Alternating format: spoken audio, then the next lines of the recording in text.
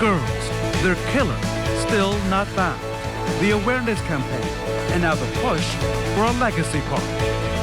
And a local program is giving adults a second chance to get their high school diploma. Working for You will show you how Crystal House's adult high school is helping people overcome roadblocks and reach their goals. Welcome to Good Morning Indiana on this Friday, July the 24th. We are ending the week on a high note. Good morning to you, Lauren, and to Todd. Good morning, Raphael. Yeah, we have a great day planned in the forecast, and so let's check in with Todd right now and get some good news as we head into our weekend. Hey, Todd. Yeah, it seems like this week, once again, I was talking about a lot of humidity, the daily chance of storms. Well, that came to an end yesterday afternoon, and we're carrying that nice weather from Thursday right over to our Friday. Look at this beautiful shot from IMS looking back towards downtown Indianapolis. A great sunrise taking place across the area. Just a few fair weather clouds out there currently, and that's the way it's going to be throughout much of the day. We'll just build in some cumulus clouds once again later on this afternoon. You can see the city skyline in Lucas Oil Stadium looking great there because there's not a lot of humidity out there. We don't have that haze, and so it's going to be a pretty comfortable day for us. Temperatures in the 60s right now. Those temperatures will stay in the 60s for the next couple hours, and then with all the sunshine we'll see throughout the day today, eventually we'll be warming up to about 82 to 87 degrees with those partly cloudy skies and the humidity. You'll notice it a little bit more later on this afternoon, but all in all, it's going to be a very, very nice day for us. We'll talk more about your weekend coming up in just a few minutes. Lauren? All right, Todd, thank you so much. Let's take a look right now at traffic. This is over on the east side, I-70 and Shadeland Avenue. You can see traffic is moving along smoothly, both eastbound and westbound here. No crashes, no delays to slow down your Friday morning commute. At 6:03, Raphael, following a spike in COVID-19 cases, the Marion County Health Department is reinstating some restrictions. Lauren, it's really a big step backwards for the capital city.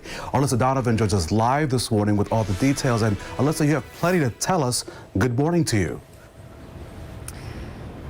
Good morning, Raphael. And the mayor says that this has to happen so that we can really curb the spread of this virus, specifically among young people 29 and younger. That's where we're seeing that spike. So Marion County is essentially going back in its phases of moving forward when it comes to reopening. So what we're going to notice today are these changes. Specifically, bars and restaurants are going to notice these changes. Bars and clubs that don't serve food, they'll have to shut down at least through August 12th. Restaurants can no longer seat guests at the bar, and they have to operate once again at 50% capacity. Churches can hold indoor services at 50% capacity. Gyms are going to see some changes. They'll have to restrict capacity to just 25%. Social events are also going to be limited to 50 people. Hair and nail salons and spas will be by appointment only. Those who work in restaurants along Mass Avenue quickly started preparing for the changes yesterday afternoon. Moving forward, it's going to be a little bit harder because people are more and more used now to coming out, and they've been used to being able to have a little bit more inside, and we're going to have to backtrack it a little bit.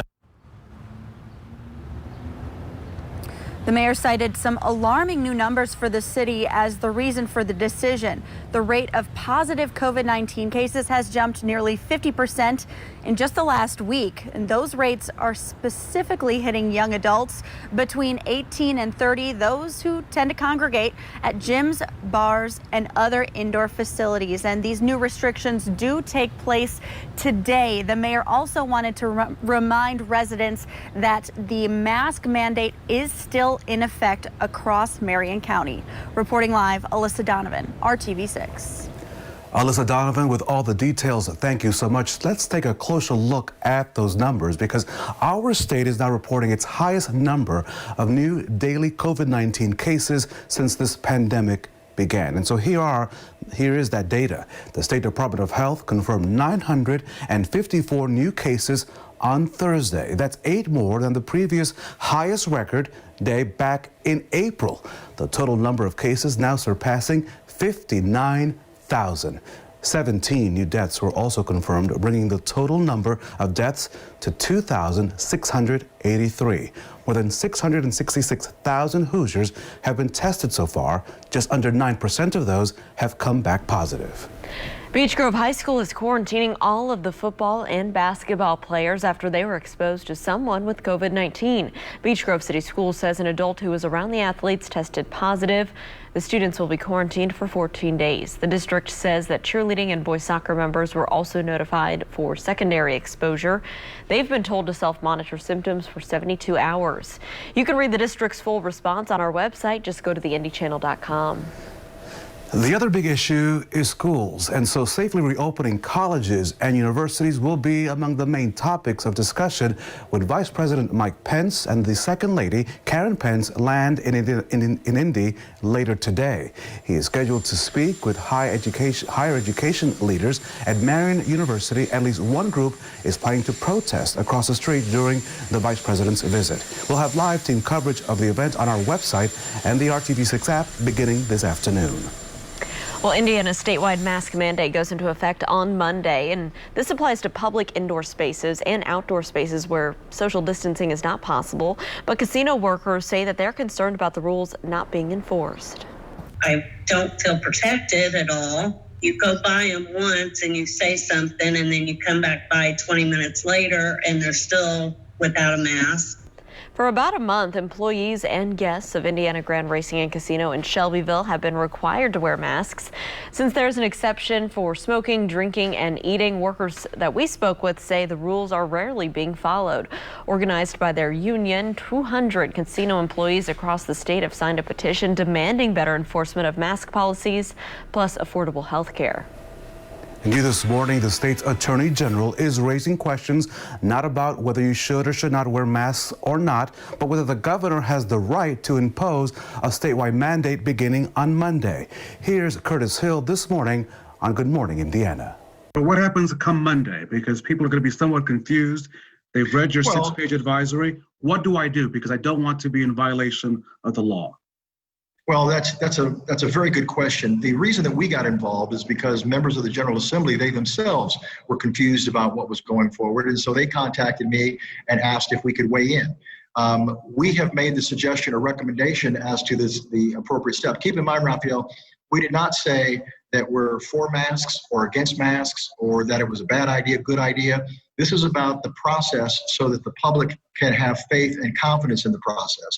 So in our estimation, if there is a desire to create a statewide mandate regarding masks or any other matter that would impose criminal penalties or criminal sanctions, the best path forward to provide public confidence is that that process go through the ordinary legislative process that provides public notification, provides opportunity for debate, and first and foremost, provides accountability for the decision making.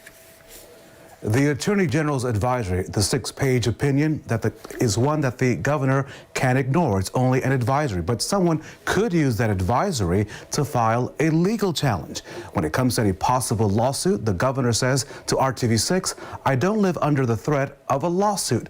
We do our research before we speak." So the other big question, Lauren, is can the state impose fines if you don't wear a mask beginning on Monday? The Attorney General weighs in on that big issue coming up today at 6:30 right here on Good Morning Indiana. Our full interview with him will be posted very soon on our website, theindychannel.com. And Raphael, the time right now is 6:10. Some new developments this morning after two people were shot downtown last night. It happened around 9:15 in front of a liquor store on North Pennsylvania Street, just north of Washington Street. Police there say that that's where an argument broke out and shots were fired.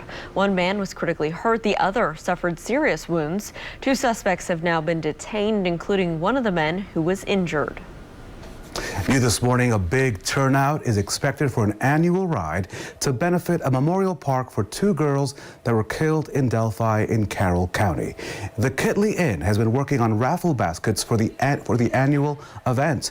The proceeds from that and the fourth annual bike ride, they raise dollars for the Abby Williams and Libby German Memorial Park in Carroll County. As you recall, the girls were killed in February of 2017.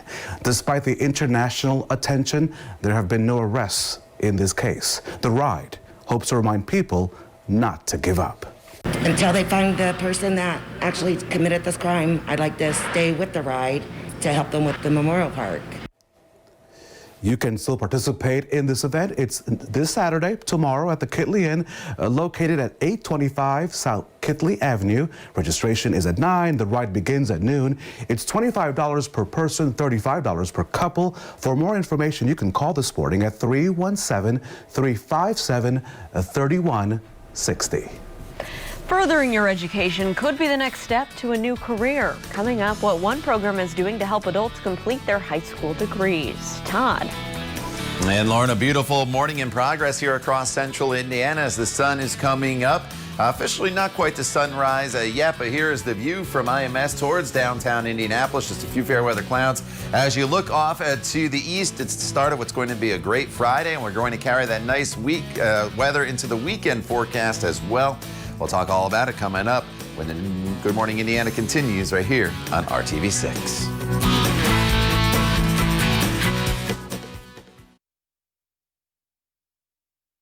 Lauren and I welcome you back to Good Morning Indiana on this Friday. And during the pandemic, many Hoosiers were left without a job for a period of time, Lauren. And so, Raphael, this morning, our Kelsey Anderson is working for you with the details of a program that can help you further your education while you may be waiting around to go back to work.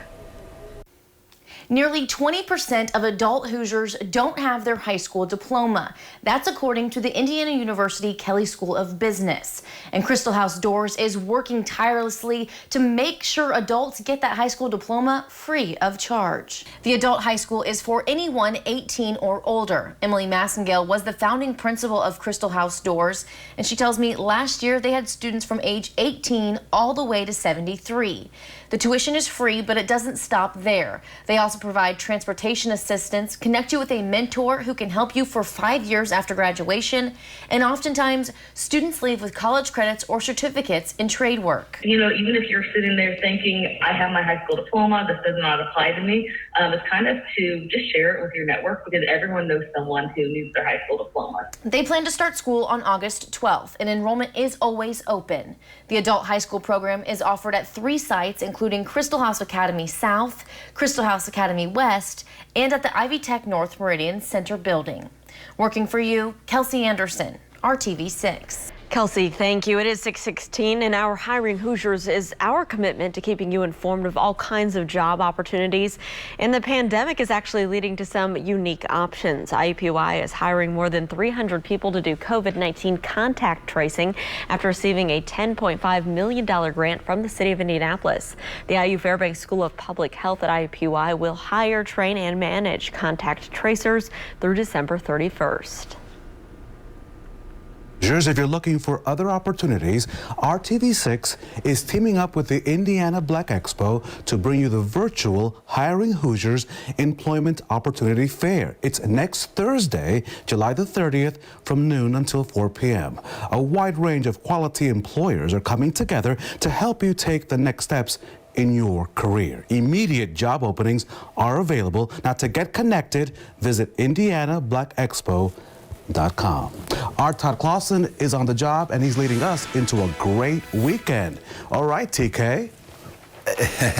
Raphael, isn't it hard to believe that this is the last weekend in the month of July? Next Saturday will be August the 1st. Hard to believe. So we're wrapping up the last weekend of July with great weather, as you mentioned. This morning, one little minor hiccup for us, and that is going to be a little bit of patchy fog, and that's mainly off to the west in Lafayette as well as Terre Haute, and then to the south in Bloomington, 3-mile visibility. Not an issue here in downtown Indianapolis. As you look to the north, a beautiful sunrise starting to take place all across the area. Just some fair weather clouds way off in the distance. And as you look to the north, you can kind of see, I'll circle it for you here on your screen, just this real thin layer of maybe some patchy fog there in northern locations. But now that the sun is coming up, we'll burn that fog off if you're even seeing it in your neighborhood very, very quickly. As far as your rain chances go, none today, none tomorrow. The slight that you see on Sunday, that's just very late in the day. I wouldn't worry about that if you do have outdoor plans for the weekend. The best chance of rain is going to be Monday, because that's when the cold front is going to come through, and that's going to give us an ample opportunity to pick up some showers and thunderstorms all across the area. Satellite radar picture is completely quiet for us this morning. As you see, the front is now down to our south, so all the showers and storms today are going to be across parts of Kentucky. If you're heading in that direction, maybe down towards Lake Cumberland or to Louisville or some other areas for the weekend. Temperatures are going to be in the mid-60s here throughout the course of the morning hours. And these temperatures are going to hold pretty steady as we go throughout the morning hours. And then we'll start to make the jump later on this afternoon. 80 degrees by 1 p.m. Eventually highs today will be topping off right around 85, 86 degrees. And it's going to set us up for a very nice evening. You may have plans on this Friday night for some patio dining or just in your backyard. Mostly sunny skies. Sunset, look at that, getting earlier and earlier. 9:05 p.m. now. Temperatures as the sun starts to set will fall back down into the 70s. Your weekend forecast features temperatures on Saturday that are going to be in the mid-80s, mostly sunny skies. Should be a really nice day. Then as we get into the day on Sunday, we're looking at a temperature that'll be topping off right around 91 degrees. So Sunday's a little hotter. It's a little more humid. There's that storm chance late in the day. And then as we work our way into Monday, that's the stormiest day. Tuesday, some lingering showers in the morning maybe. Then it should clear out, setting us up for a pretty nice Wednesday and Thursday. And then Friday of next week's the last day of July. Temperatures should be in the low 80s. Lauren? All right, Todd, thanks. Let's take a look right now at traffic as you're heading out the door this Friday. This is a look at on the northeast side at I-465 near Fall Creek, East 56th Street. And you can see everything here is traveling up to speed, both northbound and southbound. Right now around the metro area, no crashes, no major delays to slow down your commute. Well, we're now seeing the effects of the FDA giving a pass to companies to make hand sanitizer that had never made it before. The list of recalls is growing as it is discovered that more contain methanol. It can cause blindness or hospitalizations if absorbed through the skin. A consumer watchdog tells us that these products are not FDA approved. Companies just had to agree to follow a set of rules as the FDA tried to meet consumer demand back in March. Many of the recalled products have been made in Mexico, but as part of the temporary guidelines, companies don't have to disclose where the sanitizers were manufactured, so it is hard for consumers to tell which products might be dangerous. I would caution anyone from buying anything that's on an end cap clearance aisle or anything that's from a super discount store. There may be a reason why one of the mainstream retailers is no longer selling it. Experts say if you can't tell where a product was made, don't buy it. To be safe, stick with a brand name that you recognize for now. Raphael? So first it was toilet paper, but now your favorite beer may be out of stock because of COVID-19 and because of a shortage of aluminum cans. You see, Molson Coors, Brooklyn Brewery, and Carl Strauss say they're cutting back on the different types of beers that they make and focusing mostly on their most popular brands. COVID-19, yep, partly to blame. Instead of beer ending up in kegs at restaurants and bars, it's being sold in big numbers for home consumption, often in cans. Another factor is the White Claw-driven Hard Seltzer brand, which has added more aluminum cans into the market. Well, millions of credit card customers are finding that their spending limits have suddenly been cut. Coming up, the cause and what you can do so you don't waste your money. And this just for you, the new Cheetah Chase water coaster now launching at Holiday World and Splashing Safari. And you could be one of the first to ride it thanks to Good Morning Indiana.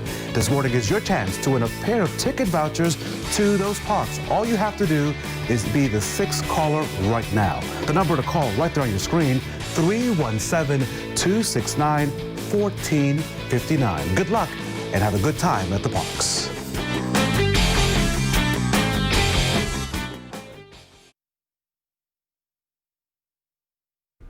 Welcome back to Good Morning Indiana at 6:25. Here's a live look at traffic on the northeast side where everything's moving along up to speed. It's a pretty smooth Friday morning commute here at I-465 at East 56th Street. Of course, we'll keep you updated this morning on any crashes or delays. But now, Raphael, it is time to talk about what is trending at 6.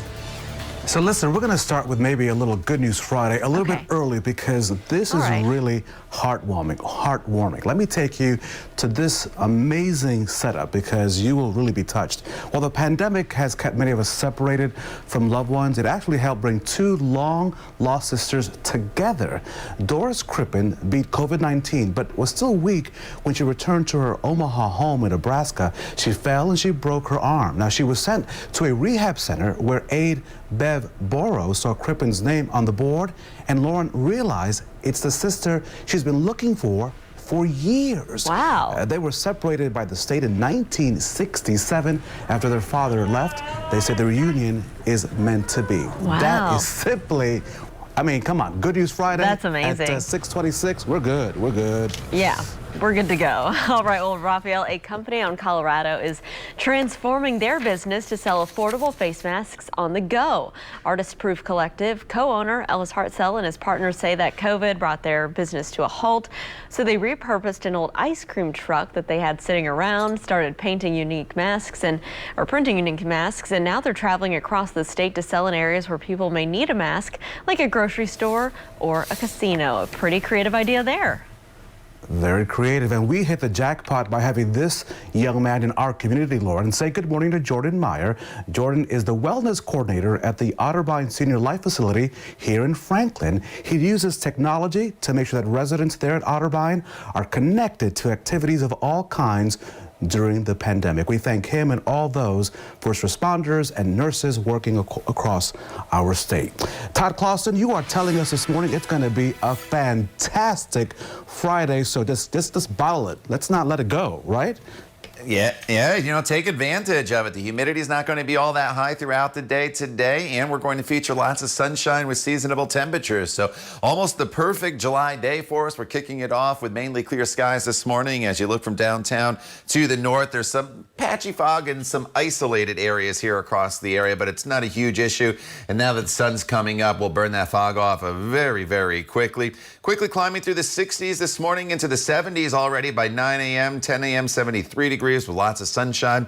Eventually, high temperatures today will be settling off right around 83 degrees to the north in Peru, 85 in Indianapolis to the south from Bloomington to Columbus. Look for high temperatures right around 87 degrees. All right, Todd, thank you so much. Have you checked your credit card lately? Watch out, more of them are slashing credit limits during this pandemic. Consumer reporter John Mattery shows us the problems this can cause and what you can do so you don't waste your money. If you get a letter in the mail from your bank this month, don't toss it. Chances are it's not junk mail. It may be a notice that your credit card limit has been slashed. Erin Johnson almost didn't read this letter. Good thing she did. It was informing her that her credit card limit was being cut from $7,000 to just $3,000. Effective immediately with no notice, my credit limit was decreased. The problem, now her card was suddenly maxed out. It took me from a roughly 40% utilization on that card to 100%. And there was really no explanation as far as why. She was furious, sure that her excellent credit score would now take a hit. So Erin did some checking online and soon found out it wasn't just her and wasn't just her credit card doing this. Turns out banks around the country are lowering credit limits to protect themselves during the pandemic in case someone loses their job and can't pay their bills. Took to social media because that's what we do nowadays. And I was amazed by how many people were telling my story on their social media just repetitively. A report by MarketWatch.com says unused credit lines are a major risk to banks during a financial crisis. So it says many issuers are cutting credit limits to all but their best customers. But Erin says she's been with the same bank 15 years, has never missed a payment, and is now furious they're possibly hurting her credit. I've been working on my credit for quite some time. If your limit's cut, appeal it. And if your limit is lowered, well, then don't max out that credit card so you don't waste your money. I'm John Matteries. Good morning, Indiana. This is Good Morning Indiana, working for you. Now on Good Morning Indiana on this Friday morning, here's your 6:30 news feed. Police in Bloomington looking now for a murder suspect. Officers found a 26-year-old man with a gunshot wound late Wednesday night in the parking lot of an apartment complex located on South Walnut Springs Drive. Thomas Pleasant Jr. later died at a Bloomington hospital. Vice President Mike Pence paying a visit to Indianapolis today. He's scheduled to talk about safely reopening colleges and universities during a talk at Marian University. The university's president, Dan Elsner, was an ally of Pence when he was governor and while Elsner was a member of the State Board of Education. At least one group is planning to protest across the street during the vice president's visit. Eli Lilly and Company asking the city of Indianapolis for a tax break worth $24 million over the next 10 years. Lilly is looking to cut its taxes in half for expansion of its diabetes care section at its downtown campus. The company says the expansion is expected to create around 100 new jobs once it's open. It was the first naturalization ceremony since the onset of COVID-19 in March, and for the U.S. District Court in Indianapolis, 86 people from 29 different countries took the oath of citizenship outside of the Indiana War Memorial here downtown. As a way to navigate the pandemic, the ceremony was moved outside so people could properly social distance. Congratulations to all of them. All right, it is 6:31 here on our Friday. Raphael, Todd, we finally made it through the work week. Lauren, good morning to you. Todd, as I look outside the living room window here at the RTV6 studios, a beautiful sunrise in the making. And when I stepped outside, I dare say, low humidity. Yeah, you know, it is spectacular. I stuck my head outside the door, Raphael, as well, just maybe 30 minutes ago as the sun was just coming up. Absolutely beautiful. You're right, the humidity's lower, the temperatures are comfortable, and we're going to have lots of sunshine here throughout the day today. As we go over to graphics, you can see as we see throughout the course of the next couple hours, we're going to have temperatures that are going to be in the 60s and then eventually climbing up into the 70s as we push into the 9 o'clock hour. If you're going for a walk through the neighborhood this morning, you are in a great shape. As far as the satellite radar pictures, a few fair weather clouds up to the north and just a little bit of patchy fog out there. But otherwise, we are in great shape. Highs eventually today will be topping off in the low to mid 80s across the area, about 87 degrees from Bloomington to Columbus, 82 in Kokomo, 85 the high temperature today in Lafayette. The humidity not very high throughout the entire day. Take advantage as we work our way into the coming days. The Saturday forecast is going to be pretty dry. Sunday is dry as well. Eventually, we get into Monday, and that's when the rain chances are really going to start to ramp up. We'll talk more about this extended forecast for you coming up in just a few minutes. Lauren. All right, Todd, thank you so much. Let's take a look at traffic as you're heading out on the roads at this early hour. This is I-465 near I-74 and Crawfordsville Road on the west side. You can see traffic is moving along smoothly in all directions. No crashes or issues in this side of town to slow down your commute this morning. Want to go to the latest now. The numbers from the State Department of Health. Indiana actually saw its highest single-day totals of COVID-19 cases yesterday. On Thursday, 954 new cases of COVID-19 were reported. That's nearly 200 more new cases than the previous day. It's worth noting the state also reports that it performed more than 12,000 new COVID-19 tests. So far, 59,602 Hoosiers have been diagnosed with the coronavirus. The Department of Health also confirmed 17 new COVID-19 deaths. Since the pandemic began, 2,683 people in Indiana have died from the coronavirus. And tomorrow, free COVID-19 testing will be available on the city's northwest side. The Marion County Health Department will have drive-through testing site at Witherspoon Presbyterian Church at 5136 North Michigan Road. That will be held from 9 a.m. until noon. No registration is required. And they'll also be giving out free face masks. Data also shows that for the first time, positivity rates are skyrocketing among young adults between the ages of 18 and 30, particularly when those individuals have been congregating in gyms, bars, and other indoor venues. This morning, alarming new numbers from the Marion County Health Department show the rate of positive COVID-19 cases has jumped nearly 50% in just the last week. Those rates are especially hitting young adults the hardest. And moments ago, you just heard from the mayor of Indianapolis. And Lauren, now those new numbers are forcing the city to take a step backwards. And so, Raphael, there's a new list of restrictions that are taking effect for the next couple of weeks, starting today. And so our Alyssa Donovan is leading our coverage this morning. She joins us live with more on what you need to know. Alyssa, good morning. Good morning, Lauren. And of course, this is not what anyone wants to hear, but Mayor Joe Hogsett says it's necessary to put these restrictions in place to help slow the spread of the coronavirus, especially among those young people under 29 years old, where they are starting to see that spike in cases. And I'm in one of the areas that is going to experience some of those changes starting today, Mass Avenue. There's restaurants here, there's bars, and those two are both going to see some changes and restrictions back in place starting today. Bars and clubs will have to close if they do not serve food, and they'll have to close their doors until at least August 12th. Guests can also no longer be seated at bars inside of restaurants. Restaurants themselves also have to return to just 50% capacity. The city prefers that guests sit outside if possible. Gyms will also have to decrease the amount of people allowed inside to just 25%. Social gatherings are now limited to 50 people or less. A return to these measures isn't what we wanted. But right now, public health is our number one priority. Nothing else can move forward without it.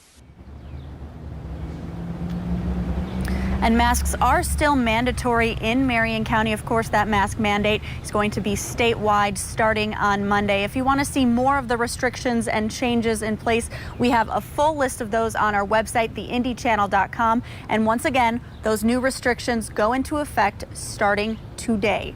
Reporting live, Alyssa Donovan, RTV6. This morning, the state's attorney general is not backing down. He's raising questions about the potential fines that could be imposed on that statewide, if you're not wearing your mask, beginning on Monday with that statewide mandate that Alyssa just was talking about. Here's Attorney General Curtis Hill on Good Morning Indiana.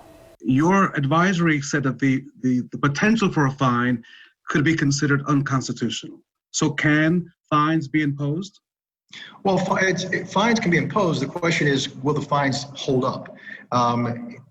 We need to make sure that we don't have vague responses or vague sanctions that are out there for the citizenry. Imposing criminal penalty, imposing fines without some type of uniformity in the process and notification of the process could prove to be troubling. The governor says that he believes he has the authority to carry out that mandate that begins on Monday. He says to RTV6, I wouldn't have said it if I did not believe it. I do believe it. The Attorney General says that the governor's office never consulted with his office on the mandate, but that moving forward, he is willing to work with the governor. Our full interview with the Attorney General will be posted on our website, theindychannel.com. Raphael, some police agencies in Indiana are also saying they will not be enforcing the mask mandate. Law enforcement agencies in Martinsville, Johnson County, and Hamilton County all posted similar messages on social media. They say some businesses require entry with a mask, and so if you refuse a worker's request, you could be charged with criminal trespassing. It's a special program giving some adults a second chance at earning their education. Next on Good Morning Indiana, our Kelsey Anderson takes a look at how you can take advantage of their services. That and much more on this Friday right here on RTV6.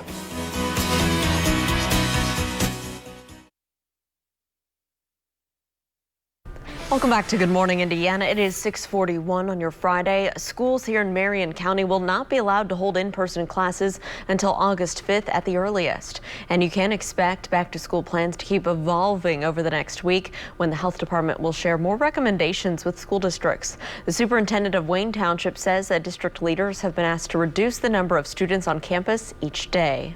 The only way to make that possible and to continue the learning that's going to happen is to create a model where some of your students will be learning in person and other students will be learning through a remote or e-learning model each day. So the students will be engaged all 5 days, but it may look differently depending on each individual student. Well, those plans will look different depending on the school district as well. As we learn more, you can find all the latest announcements from Central Indiana schools by visiting theindychannel.com. We are updating that page each day as new plans are released. Lauren, during this pandemic, as you know, tens of thousands of Hoosiers have lost their jobs. And Raphael, our Kelsey Anderson is working for you this morning with information on a program that can help you further your education, and it could help you get back to work. After the mandatory shutdown earlier this year, many people found themselves reevaluating their career choices. Did they have an essential job, and did they qualify to do anything else? At Crystal House Doors, they are working tirelessly to help adult Hoosiers get their high school diplomas so they can pave a new pathway for themselves. The adult high school is for anyone 18 or older. Emily Massengale was the founding principal of Crystal House Doors, and she tells me last year they had students from age 18 all the way to 73. The tuition is free, but it doesn't stop there. They also provide transportation assistance, connect you with a mentor who can help you for 5 years after graduation, and oftentimes students leave with college credits or certificates in trade work. The heartbreaking part is a lot of them says, no one has ever told me I can do this before. No one has believed that I could do this. And, our staff is so supportive. Almost all of our alumni say it's like a family there, not a school. They plan to start school on August 12th, and enrollment is always open.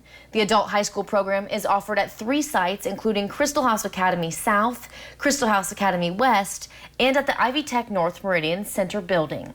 Working for you, Kelsey Anderson, RTV 6. All right, thank you there, Kelsey. As you start to prepare your Friday, you're in great shape weather-wise with anything you want to do. If that includes exercising, you're in great conditions here throughout 3 o'clock hour. No alerts in the forecast for you today, and here is why. Because we're looking at high temperatures today. They're going to be topping off in the mid-80s. We'll have mostly sunny skies to start, then turning partly cloudy and low humidity. We'll dive into the forecast in more detail coming up when Good Morning Indiana continues.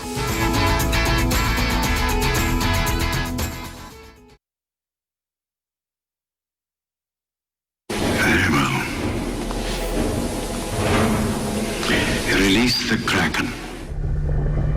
Release the Kraken! Whether it's the old school version or the more recent remake, someone who works for Seattle's new National Hockey League franchise is obviously a big fan of Clash of the Titans. On Thursday, the expansion team announced that they would be called the Seattle Kraken. The team says the name of the legendary mythical sea creature was one of the many suggested in a fan vote, or it just means that announcers get to say, "Release the Kraken," a whole lot. That's pretty funny, Raphael. Okay, why not, right? Yeah. Hey, do your thing out in Seattle. Now, yesterday was Major League Baseball's long-awaited opening day. And the nation's go-to doctor on COVID-19 got to throw the first pitch at the Washington Nationals game. Dr. Anthony Fauci is a big Nationals fan, but his first pitch, as you will see, was just a bit on the outside. But listen, no judgment. I've tried that at Victory Field, and you can practice all you want, Lauren. You've done it as well. Yes. And you practice, and the ball does not necessarily get to the catcher. So sometimes it happens, but hey, we do our best. That's why we go to see professionals play baseball, and that's why we have a professional like Todd Clausen on standby, because he knows how to talk about weather. We don't know about weather, so Todd, you take it away, and you give us a grand slam on this Friday. I was a baseball player all growing up through high school and into college, so I guarantee I would have made it to home plate, but we'll give Fauci an A for effort there at least. All right, outside right now, it is a Grand Slam forecast for us here, Raphael, going into the weekend. We have a great stretch of weather that is going to be in store for us. A little bit of visibility issues in spots here this morning. The worst all morning long has been Terre Haute. As the visibility is down to 1/4 mile. It's not an issue here in downtown Indianapolis as you look from downtown to the north. Just a few fair weather clouds out there, and that is just about it. We've had some rainfall over the course of this week with those isolated thunderstorms. We actually could use more. I'm going to show you the drought monitor in just a second. But no rain in our forecast for the day today. All the storms are down to our south. That's where the front that went through yesterday is now positioned. So the trigger mechanism for these storms to develop is well out of our area. So you will enjoy plenty of sunshine throughout the entire day.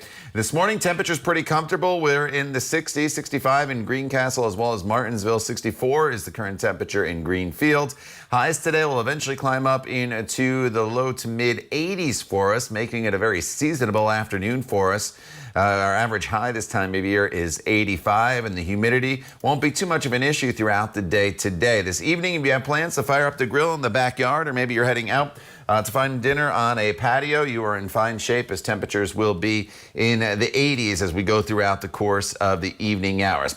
Here's the drought monitor, and despite the rainfall that we've seen in spots, we've changed this, or they changed it a little bit. We're up to a moderate drought now in some areas over towards Peru as well as Muncie, then down towards Bloomington. Most of the rest of central Indiana stayed in the abnormally dry category. And meteorologist Kyle Mounts had a good write-up on this, and you can find that at the IndyChannel.com if you want to dive into it into more detail. As for the weekend forecast, Saturday 88 degrees, some mostly sunny skies. It should be a really, really nice day for us. And then as we get into Sunday, the humidity creeps up, the temperatures creep up as well. We're looking at a high temperature of 91 degrees. Late in the day on Sunday, there could be a spot storm in the forecast, but the better chance of storms will be on Monday. That's when the front comes through. So I think numerous storms in the forecast at this point for Monday into early Tuesday.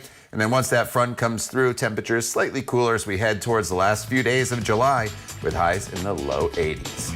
The time now is 6:50. You're watching Good Morning Indiana right here on RTV 6. Stay with us. We're back in just a couple minutes.